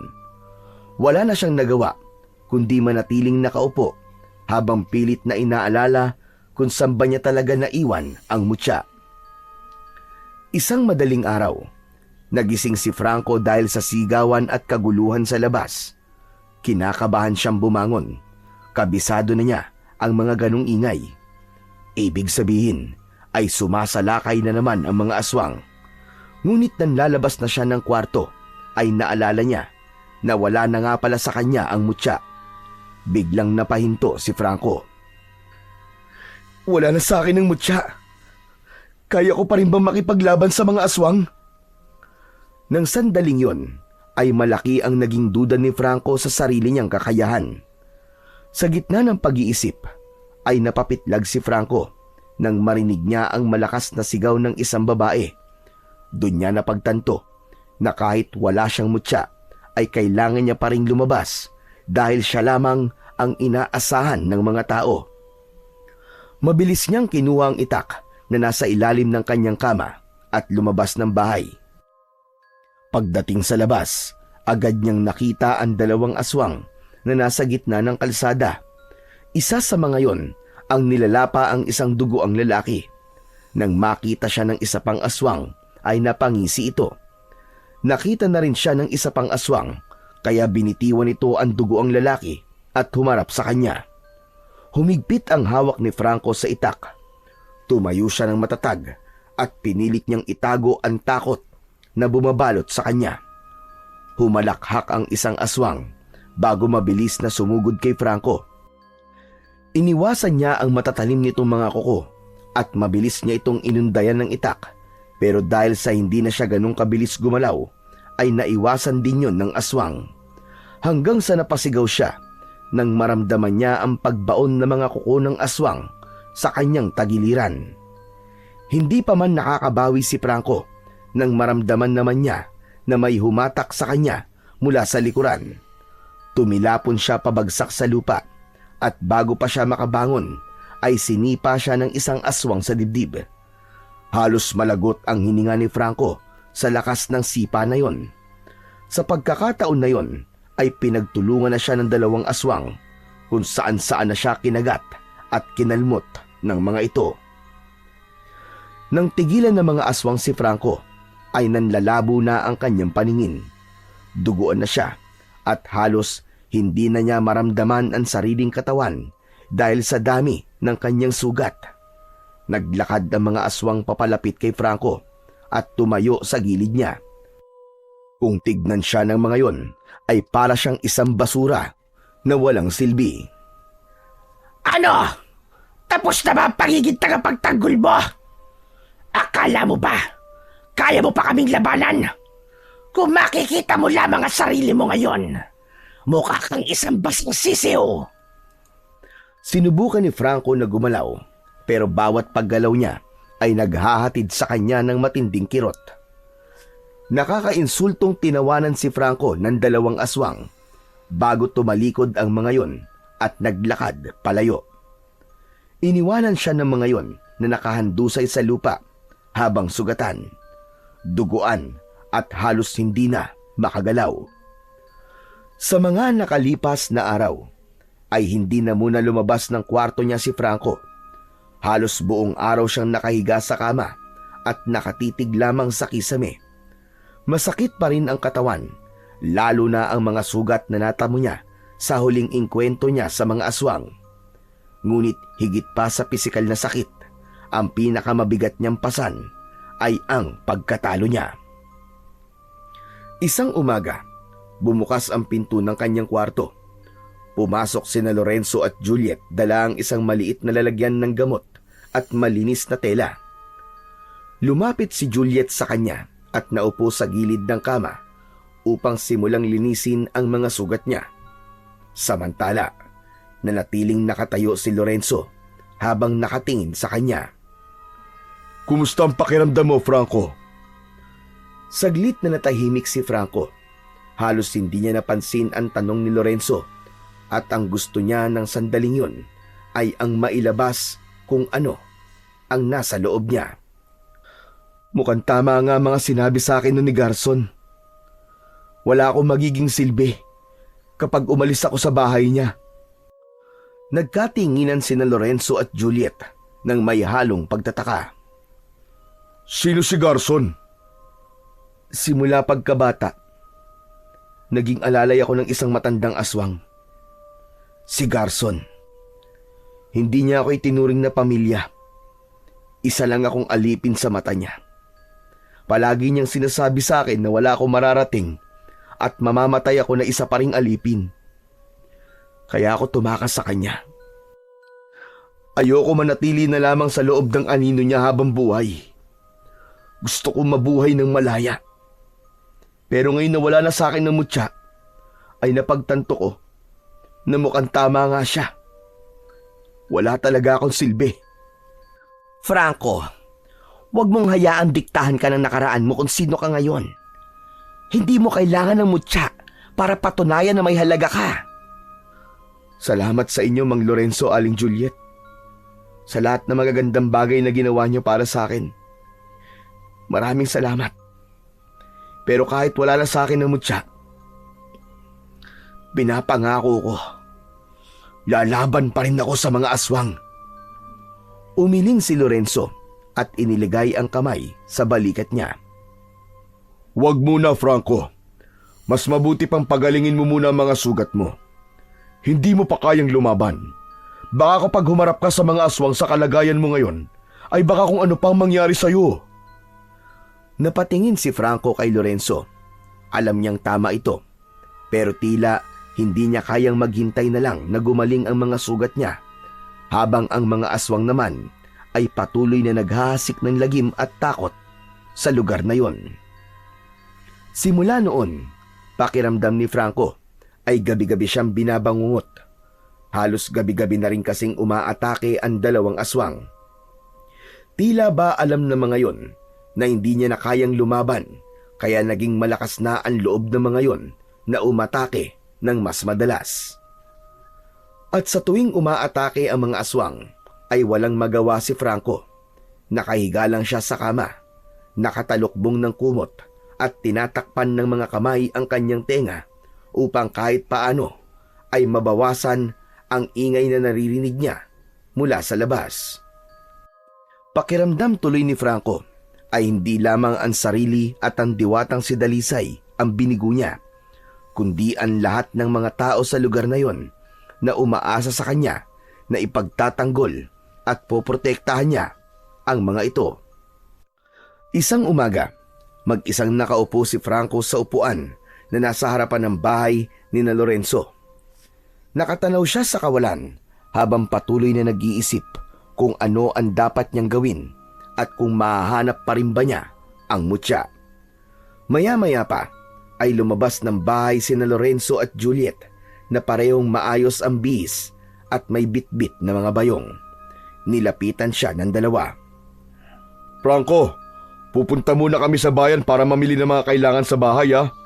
Gusto mo ba sumama sa amin para kahit papano malibang ka? Huwag na, Mang Lorenzo. Mabuti pan dito na lang ako. Sigurado ka ba? Mas maganda na makapasyal ka kahit paminsan-minsan para hindi ka muna nag-iisip ng kung ano-ano.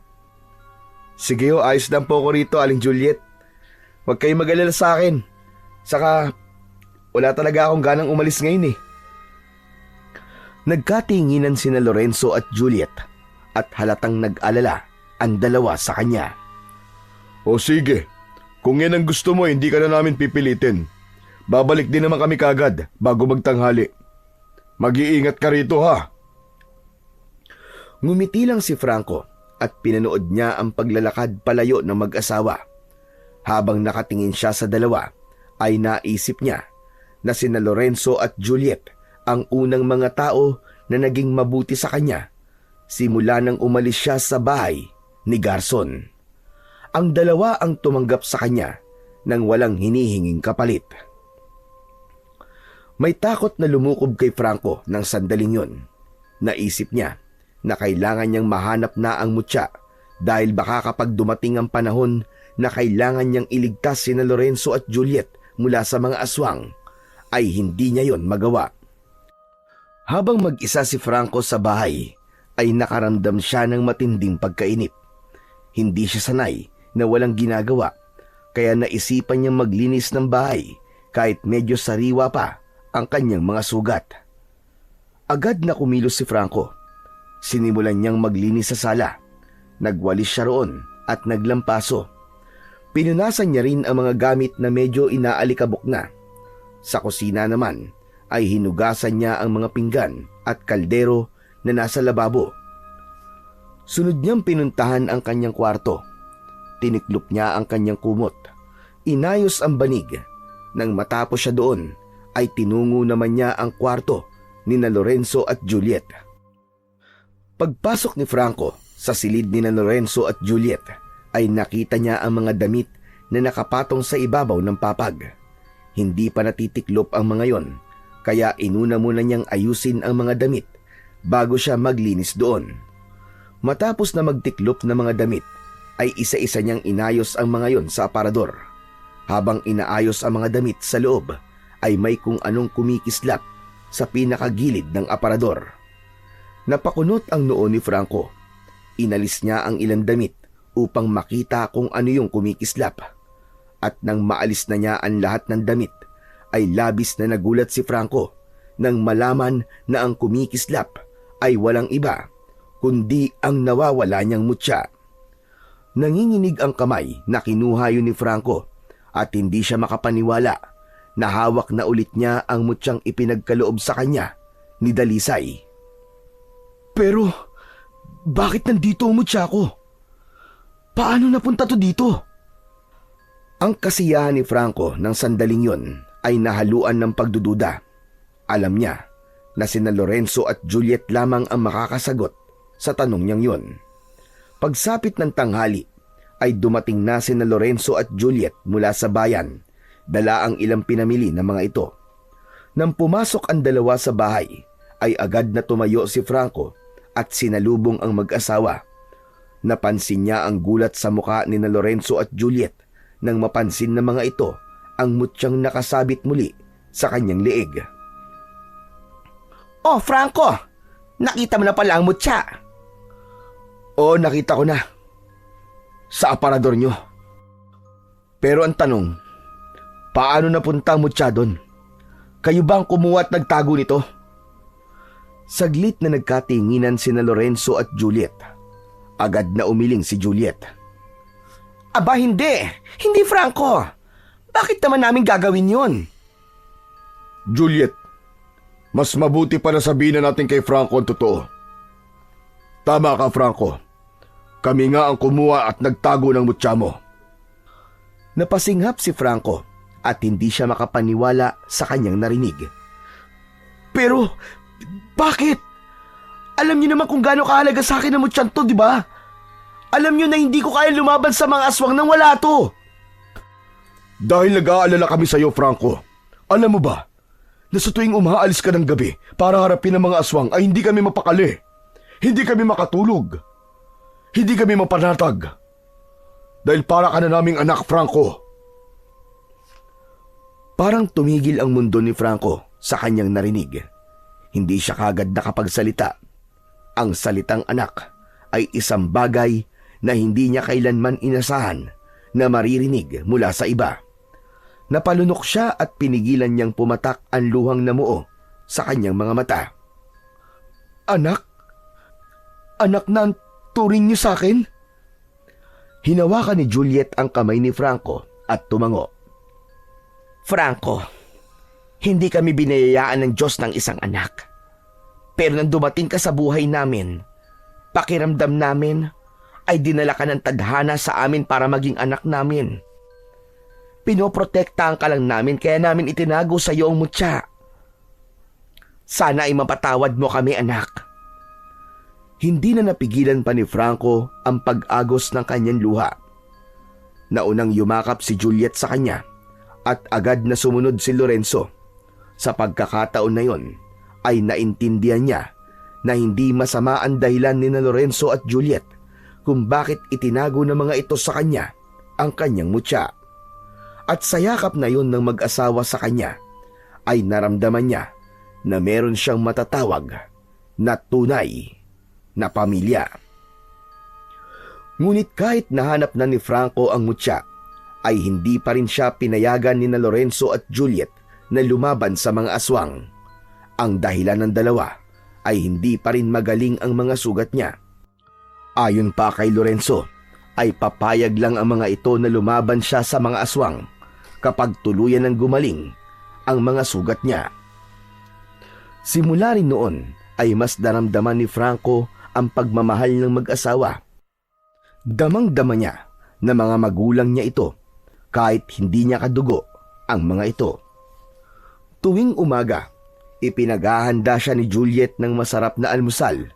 Hindi rin napapagod ang mag-asawa sa paglilinis ng mga sugat niya at paglalagay doon ng gamot. Mas naging malapit din si Franco kay Lorenzo. Madalas ay nag-uusap sila sa iba't ibang bagay. Ibinabahagi niya rin dito ang pangarap niya na magkaroon ng tahimik at simpleng buhay. Labis siyang ikinatuwa ni Franco. Inisip niya na bumabawi na sa kanya ang Diyos mula sa ilang taon na naging alalay siya ng aswang na si Garson. Sa buong buhay niya, noon lang siya nakaramdam ng ganung uri ng pagmamahal. Isang gabi, habang nakahiga si Franco sa kanyang papag, ay nakarinig siya ng sigawan sa labas. Kasunod nun, ang ingay ng mga taong tumatakbo at humihingi ng saklolo. Mabilis siyang bumangon sapagkat alam niyang sumasalakay na naman ang mga aswang. Kinuha niya ang kanyang itak sa ilalim ng higaan, pero nang lalabas na siya ng kwarto ay bigla siyang natigilan. May isang bahagi ng pagkatao ni Franco ang nagsabing manatili na lang siya sa loob ng bahay dahil mag-aalala sina Lorenzo at Juliet kapag nalaman ng mga ito na hinarap niya ang mga aswang kahit hindi pa lubusang magaling ang mga sugat niya. Pero ang mga tao hindi ko sila pwedeng pabayaan. Dahil doon ay mas pinili ni Franco na lumabas ng bahay upang harapin ang mga aswang. Sa labas ay nakita niya ang dalawang aswang na bumababa mula sa bubong ng isang bahay. Hoy! Ako ang harapin yung dalawa! At huwag ang mga walang kalaban-laban! Napatingin ang dalawang aswang kay Franco. Malakas na tumawa ang mga yon at mabilis na naglakad papunta sa kanya. Huminto ang dalawa, ilang di pa lang ang layo sa kanya. Ikaw na naman! Wala ka ba talagang kadala-dala? Mukhang desperado ka na mamatay. Kung ganon, ibibigay namin sa iyo ang gusto mo. Hindi sumagot si Franco dahil alam niyang puno ng pangiinsulto lang ang sinabi ng mga aswang sa kanya. Ramdam niya ang pananakit ng mga sugat niya sa iba't ibang parte ng kanyang katawan. Pero hindi yun naging hadlang para taglayin niya ang tapang na ibinibigay sa kanya ng mutya ng sandaling yon. Isang aswang ang umatake kay Franco. Mabilis itong sumugod habang nakaumang ang matutulis na kuko sa leeg ni Franco. Napaatras si Franco. Iniwasan niya ang pag-atake at mabilis na bumuelta ng isang suntok sa tagiliran ng aswang. Tumama ang kanyang kamao pero hindi ito gaanong napuruhan. Mula naman sa gilid ni Franco ay umatake ang pangalawang aswang. Hindi niya kagad ito nakita at bago pa siya makaiwas ay bumaon na ang mga kuko nito sa kanyang balikat. Napaatras siya at naramdaman niya ang hapdi ng bagong sugat. Napamura siya ng dahil sa sakit pero hindi siya nagpatinag. Gamit ang kanyang natitirang lakas, Inundayan niya ng suntok ang muka ng aswang. Kasunod nun ay tinaga niya sa dibdib ang aswang at napasigaw ito sa labis na sakit. Biglang dumamba sa harapan ni Franco ang isa pang aswang, kaya bumagsak siya sa lupa kasama ang aswang. Nanlaki ang mga mata niya dahil halos isang dangkal na lang ang layo ng mukha nito sa mukha niya. Pilit siyang nagpupumiglas pero mahina na ang kanyang katawan. Ramdam niya na kahit ang mutya ay nahihirapang palakasin siya dahil sa kondisyon ng kanyang katawan. Itinaas ng aswang ang kamay nito at wala pang isang segundo ay naramdaman niyang gumuhit sa kanyang leeg ang matutulis nitong mga kuko. Tumalon ng aswang paalis sa ibabaw niya. Agad na tinakpan ni Franco ang sugat niya sa leeg gamit ang dalawang kamay. Kahit paano ay nagpasalamat siya na hindi gaanong malalim ang naging sugat niya roon dahil kung hindi ay talagang katapusan na niya. Pero ramdam niya ang hapdi ng sugat niya roon sa bawat paghinga niya. Muling lumapit ang isa sa mga aswang kay Franco at ngumisi ito. Pinilit ni Franco na abutin ang kanyang itak na nahulog ilang di pa lamang ang layo sa kanya, pero mabilis yung tinadyakan ng aswang papalayo. Huwag mo nang subukang lumaban dahil tapos na ang laban. Alam mo bang iniisip namin kung dapat ka ba namin patayin? O baka mas magandang buhayin ka namin para makita mo kung paano namin ubusin ang mga tao sa lugar na ito. Hanggang sa isang malaking anino ang dumaan sa likuran ng aswang na nakatayo malapit kay Franco. Isa pang aswang ang dumating at hinila nito palayo ang isang aswang palayo kay Franco. Malakas nitong ibinalibag sa lupa ang aswang at agad nitong nilapa ang leeg ng aswang na yon. Nanlaki ang mata ni Franco nang makita ang isang bagong aswang. Mas malaki yon kesa sa dalawang kalaban niya at tila mas mabangis. Balot ng maiitim na balahibo ang katawan nito. Galit na nilapa ng bagong dating na aswang ang leeg ng aswang na kanina ay nakatayo sa tabi ni Franco. Hindi ito huminto hanggang sa tuluyan itong napatay ang aswang na yon. Napaatras ang isa pang aswang na gaya ni Franco ay nagulat din sa bilis ng pangyayari.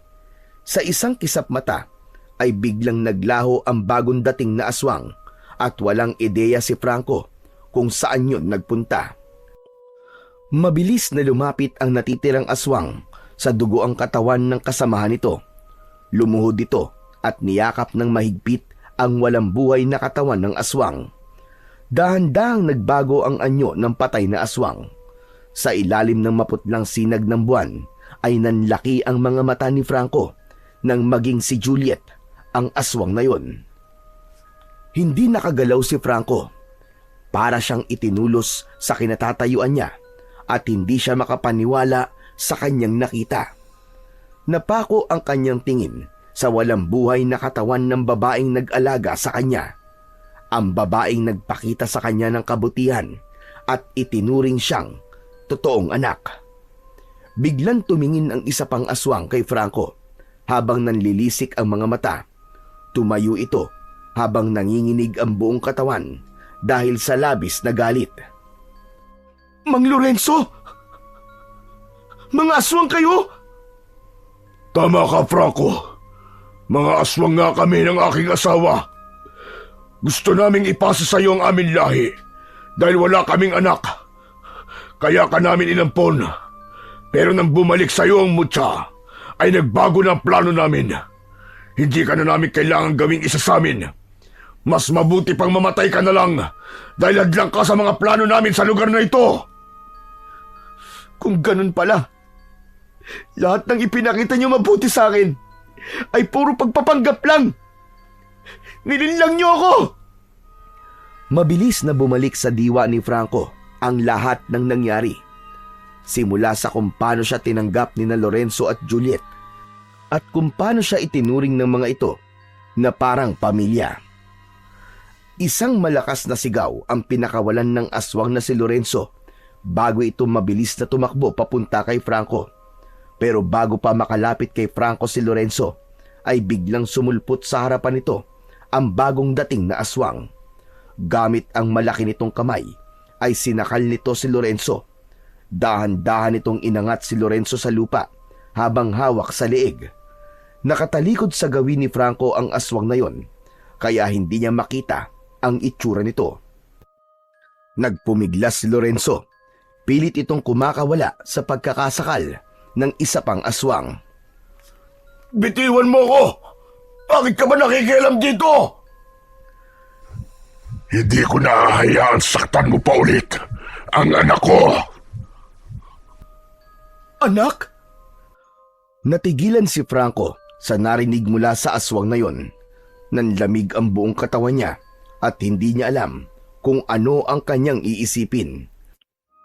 At bago pa siya makapag-isip, ay dinurog na ng aswang ang leeg ni Lorenzo gamit lamang ang isa nitong kamay. Binitiwan ng aswang si Lorenzo at nang bumagsak sa lupa ang katawan nito, ay wala na itong buhay gaya ni Juliet. Matapos yun, ay marahang humarap ang aswang kay Franco at naglakad ito palapit sa kanya. Sa bawat takbang ng aswang ay unti-unting nagbabago ang anyo nito hanggang sa tuluyan na yung naging tao at mas lalong nagulat si Franco nang malaman na ang aswang na tumulong sa kanya ay walang iba kundi ang dati niyang amo na si Garson. Huminto si Garson sa harapan ni Franco habang si Franco naman ay nanlalaki pa rin ang mga mata at hindi pa rin makapaniwala. Panahon na para malaman mo ang totoo. Tama ang narinig mo kanina. Anak kita. At ako ang totoo mong ama. Anak mo? Hindi. Paano nangyari yun? Anak kita sa isang tao, Franco. Kaya hindi ganap ang pagiging aswang mo. At wala akong balak na gawin kang kagaya ko. Sanggol ka pa lang. Ay ayaw na sa'yo ng nanay mo. At balak kanyang patayin. Kaya kinuha kita sa kanya. At ako na ang mag-isang nagpalaki sa'yo. Pero, kung anak mo ko, bakit ginawa mo akong alalay? Bakit ginawa mo akong alipin? Bakit ginawa mong alipin ang sarili mong anak? Patawarin mo ko, Franco. Natakot ako. Nakamuhian mo ko kung malalaman mong isang aswang ang tatay mo. At ginawa ko rin yun dahil alam kong darating ang panahon na nanaisin mong umalis at iwan ako. Gusto kong maging handa ka sa hirap na kakaharapin mo sa mundo ng mga tao. Hindi agad nakasagot si Franco. Pilit niyang ininawa ang lahat ng mga sinabi ni Garson. Hindi niya lubos maisip na kasama na pala niya noon ang totoo niyang tatay. Alam kong nagkulang ako sa iyo bilang ama. Pinangunahan ako ng takot ko. Patawarin mo ko, anak. Hindi alam ni Franco kung bakit, pero imbis na galit o sama ng loob ang maramdaman niya, ay isang matinding pagkasabik ang pumuno sa kanyang dibdib. Pakiramdam niya ay nabuo na ang pagkatao niya ng sandaling yon. Hindi na rin niya napigilan ang sarili. Mabilis siyang lumapit kay Garson at niyakap ito ng mahigpit. Nagulat si Garson, pero hindi nagtagal ay mahigpit din siyang niyakap nito pabalik. Maya-maya pa, dahan-dahang bumitaw si Franco sa pagkakayakap niya kay Garson. Mas mabuti pa, bumalik na tayo sa bahay mo, sir, tatay. Bahay natin, Franco. Bahay natin. Nang marinig yun ni Franco, ay bahagya siyang naluwa. Para sa isang tulad niyang nabuhay na matagal na walang itinuring na totoong tahanan, ay napakasarap pakinggan ng mga salitang yon. Isang matamis na ngiti ang sumilay sa labi ni Franco at matapos yun ay magkasama na silang naglakad ni Garson pabalik sa bahay na ngayon ay matatawag niyang isang tahanan. Lumipas pa ang mga araw at unti-unting nagbago na nga ang buhay ni Franco. Kahit silang dalawa lang ni Garson sa bahay nila, ay naging masaya pa rin sila. Kung alam ko lang na matatanggap mo ko kahit isa kong aswang, ay hindi ko na sana ipinagkait sa iyo ang katotohanan, anak. Tay, hindi pa naman po huli ang lahat para bumawi kayo sa akin. Sa kabila ng lahat, hindi hinadlangan ni Garson ang pangarap ni Franco na mabuhay ng normal. Hinayaan siya nitong makapag-aral at makihalubilo sa ibang tao. Pero sa dulo ng bawat araw, palaging bumabalik si Franco sa kanilang tahanan sa kagubatan. Samantala, ang mutyang ibinigay sa kanya ng diwata ay patuloy niyang inalagaan. Hindi niya ito itinuring bilang isang simpleng anting-anting lamang, kundi isang simbolo ng kanyang tungkulin. Sa kabila ng kanyang payapang buhay, alam niyang marami pang panganib sa mundo. Alam niyang marami pa siyang kailangang matutunan at marami pang pagsubok ang darating. Araw-araw, patuloy si Franco sa pagsasanay sa tulong ni Garson, hindi lamang para lumakas, kundi para matuto kung paano gamitin ng tama ang kapangyarihan ng mutya. Natuto siya na hindi sapat ang lakas lamang upang maging isang tunay na mandirigma, dahil higit sa lahat, kailangan din ng puso. Dahil kahit gaano man siya kalakas, kung wala siyang mabuting dahilan para ipaglaban ng iba, ay wala ring halaga ang mutya at ang lakas na meron siya.